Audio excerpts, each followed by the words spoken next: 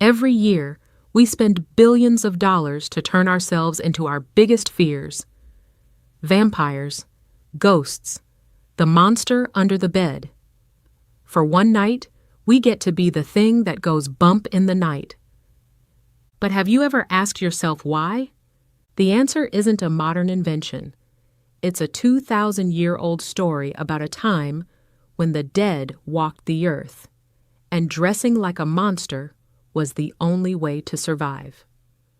Our story starts 2 millennia ago with the ancient Celts. Their year ended with a festival called Samhain, which marked the end of the harvest and the start of the dark winter. The Celts believed that on October 31st, the veil between the world of the living and the other world, the realm of spirits, grew thin. This meant that while ancestors might return for a visit, more sinister beings could also cross over. Imagine the fear of knowing that ghosts and ghouls were about to walk among you. The Celts had a clever solution. If you can't hide from a spirit, pretend to be one of them. And that is the original reason we dress like monsters. The tradition started as a survival tactic, with people wearing disguises from animal skins and heads to fool the real spirits into leaving them alone. It was a form of supernatural camouflage, a masquerade to disappear into the horrors of the night. As centuries passed, these pagan rituals mixed with new beliefs. When Christianity spread, it absorbed these traditions. In the 8th century, Pope Gregory III moved All Saints' Day to November 1st, and the night before became known as All Hallows' Eve, which was shortened to Halloween. But the old ways evolved.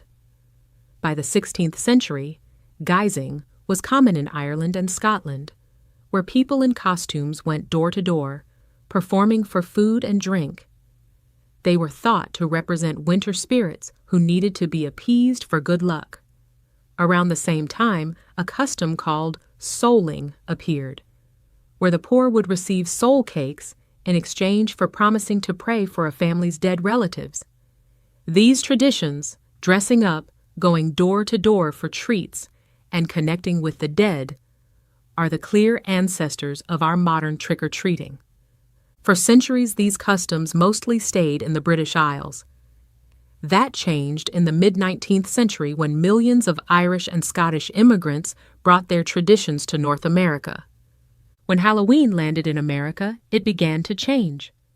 At first, it was a night of mischief and pranks, a throwback to the belief that on this one night, normal rules didn't apply. As the holiday grew, so did the pranks. And by the early 20th century, some cities considered banning it due to widespread vandalism. To save the holiday, communities pushed to make it more child-friendly.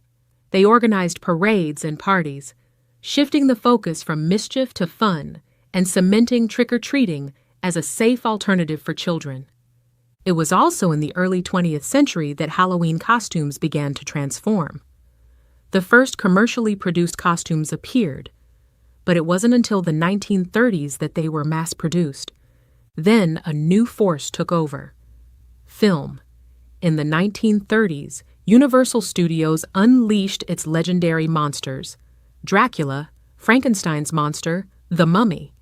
These characters were burned into the public's imagination and soon appeared on costume shop shelves.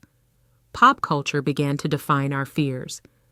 We were no longer just dressing as anonymous ghouls. We were becoming specific, iconic monsters from the silver screen. After World War II, with the boom of suburban life and television, this trend exploded, and costumes became a direct reflection of what we were watching. So why do we still feel the need to dress like monsters today? The answer is in our psychology. First, dressing as a monster is about mastering fear. Halloween provides a safe space to confront the things that scare us. When you dress as a zombie, you step into the shoes of your fear, gaining a sense of power over it. We make the unknown fun for a night, which helps diffuse its real-world anxiety. Second, it's about the thrill of the scare. Getting scared in a safe way floods our brains with adrenaline and endorphins. It's a rush. Dressing as a monster lets us be the source of that thrill. Costumes also offer a powerful form of identity exploration. The anonymity of a mask can be psychologically liberating, allowing us to express sides of ourselves we usually keep hidden without judgment. Finally, our monster costumes often reflect our collective anxieties. The monsters we choose can symbolize deeper societal fears. Frankenstein can represent our fear of science gone wrong, while zombies might reflect anxiety about losing our individuality. We use these monsters to process the fears of our time. So why do we dress like monsters on Halloween? It began as an act of survival, a way for ancient people to hide from spirits. It evolved through centuries of folk traditions, religious rebranding, and immigration to become a night of performance and community. Today, it serves as a powerful psychological outlet. We dress as monsters to master our fears, feel a thrill, explore our identities, and process collective anxieties. We started by dressing as monsters to hide from them, but we continue the tradition because it helps us understand ourselves. We have become the monster, not to fool the spirits, but to empower the human. So what monster will you become this year? What fears are you looking to master? Or what identity are you excited to try on? Let us know in the comments below.